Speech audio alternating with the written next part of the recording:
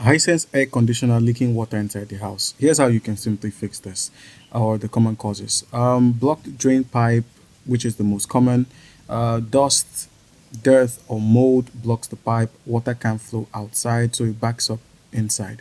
So simply locate the drain pipe, which is usually outside, blow air through it or flush out the water, and then you can use a simple vacuum to clean this up.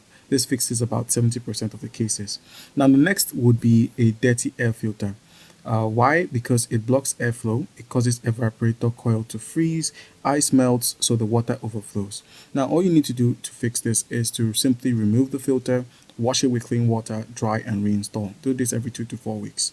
Now, the next is a frozen evaporator coil, which causes low airflow, low gas, that's the refrigerant. Turn off the AC for a few hours and allow it to defrost. Clean the filters. If it keeps happening, call a technician. Now, another one would be improper installation. So the causes could be indoor unit not tilted properly, so the water flows inside instead of outside. Just simply reposition it or adjust the mounting. Now, the next cause is a frozen evaporator. Now the next cause is a cracked or disconnected drain pan. So the pan collects water. If it's damaged, it leaks. So just simply inspect your pan and replace it if it's cracked. Now the next is high humidity.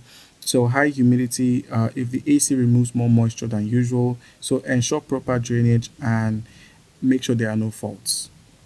All right.